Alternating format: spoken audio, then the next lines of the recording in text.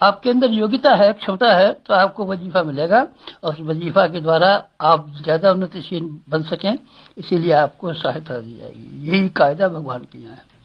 आप पात्र हैं तो आपको सब मिलेगा। अब आप कुपात्र हैं तो कुपात्रों के लिए तो बाप भी वसीयत कर जाते हैं कि हमारा बेटा बड़ा कुपात्र है, नाती जब हो जाए तो तब उसको हमारी संपत्ति में हक मिले, और बेटे को जुआ खेलता है, शराब पीता है, इसको हमारी जायदाद में से कोई हक न मिले। जब संसार में पात्रता का रिवाज है तो भगवान की यहाँ क्यों नहीं होगा। वर्षा हुआ करती है और वर्षा में पानी सिर्फ उतना ही मिलता है जितना कि हमारे पास पात्र हो। आपके पास थाली है तो आप रखिए खुले में, थाली भरी हुई आपको मिलेगी। रात को वर्षा हो रही है, तालाब इतना बड़ा है तो तालाब भरा हुआ मिलेगा। आपके पास छोटी कटोरी है तो छोटी कटोरी भरी हुई मिलेगी। आप यो नहीं कर सकते कि आपकी पात्रता कम हो और पात्रता से ज़्यादा ज़्यादा पाने की अगर आप आशा करते हैं तो आप गलती करते हैं, और वो गलती आपकी ऐसी है कि आपको पश्चाताप करना पड़ेगा और दूसरों की शिकायत करनी पड़ेगी। अरे साहब उन्होंने हमारी सहायता नहीं की, भगवान जी ने भी हमारी सहायता नहीं की, लक्ष्मण जी ने भी सहायता नहीं की, हनुमान जी, कोई नहीं करेगा। आप पात्र हैं तो ठीक है, और अगर आप पात्र नहीं है तो आपकी कोई सहायता नहीं कर सकता। आपको मालूम है खेत में बुवाई से पहले जुताई करनी पड़ती है। आपको मालूम है कपड़े की रंगाई करने से पहले धुलाई करनी पड़ती है। साधना उसका नाम है कि अपने आप को इस तरह का हम बना लें कि जिसमें हमको इस लायक समझा जाए कि हमारे लिए कोई कीमती वस्तुएं दी हुई जाए। अगर हम इस लायक हैं कि हमको कोई कीमती वस्तु नहीं दी जा सके तो कोई नहीं देगा आपको। बहुत छोटा बच्चा है, कहे साहब बैंक की आप चाबी, तिजोरी की चाबी हमको दीजिए, नहीं आप चाबी को संभाल नहीं सकते इसलिए अभी नहीं देंगे।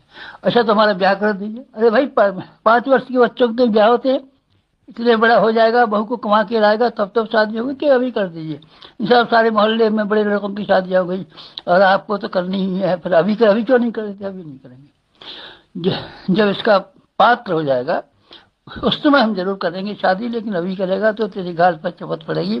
अभी शादी होने का कोई ढंग नहीं है, तेरी गाल पर चपत पड़ेगी, अभी शादी होने का कोई ढंग नहीं है।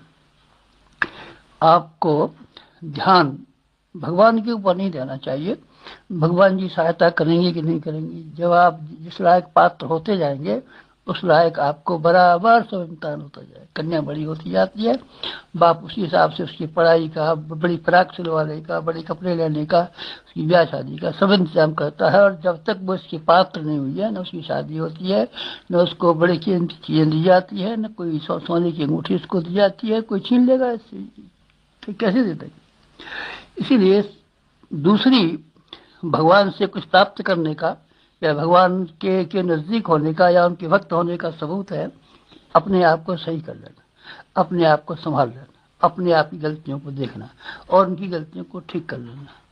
एक थी माँ का छोटा सा बच्चा था, कहीं गई आई तो बच्चा रोया दूध पीने के लिए और मम्मी की गोदी में जाने के लिए। तो मैंने कहा ठहर, क्यों ठहरते क्यों?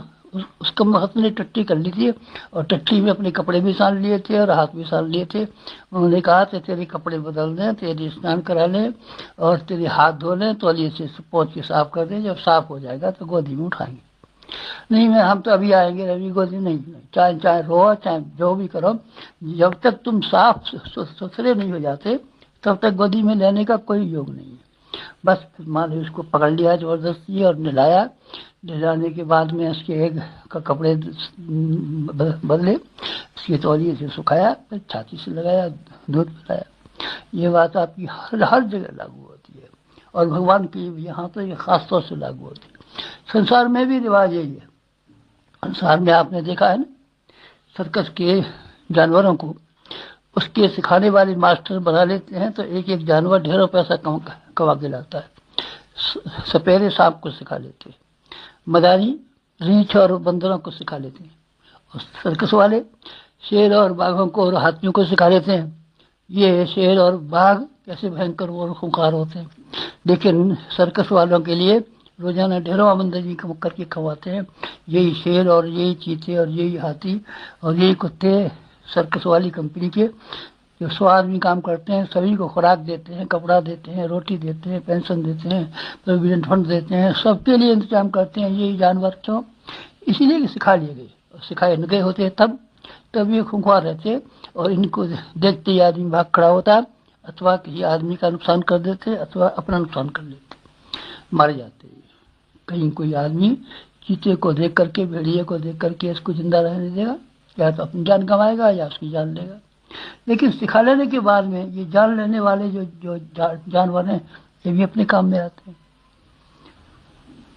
ऊसर जमीन जिसमें आप बोएं तो खाक भी पैदा नहीं होगा, लेकिन उस पर से एक एक फुट मिट्टी उठा दी जाए, मिट्टी उठाने के बाद में कहीं दूसरी जगह से अच्छी मिट्टी उठा करके उपजाऊ बना ली जाए, तो आप उसमें खेती कीजिए, बगीचा लगाइए, चाहे जो कुछ काम कीजिए, जमीन को तो अच्छी बनाइए। नहीं साहब उसमें कुछ पैदावार नहीं हुई तो हम क्या करें?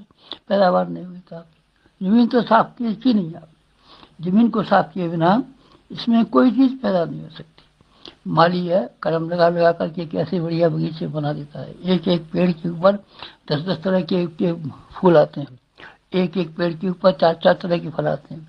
उसकी टहनियों को काट काट करके माली यही किया करता है कि लोगों को तमाशा दिखाने के लिए और अपनी होशियारी दिखाने के लिए एक ही कलम में कई तरह के कलम लगा देता है, एक ही पेड़ में, उसमें से कई तरह के फूल आते हैं, कई तरह की बात होती है। ये माली का किस्सा है।